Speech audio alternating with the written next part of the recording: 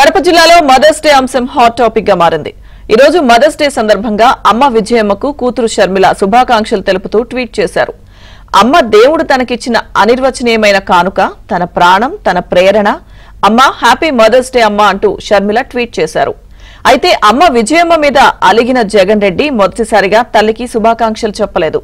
కనీసం ట్వీట్ కూడా చేయకపోవడంతో రక్త సంబంధాలను సైతం అడ్డంగా జగన్ రెడ్డి తెంచుకుంటున్నారన్న విమర్శలు వెల్లువెత్తుతున్నాయి.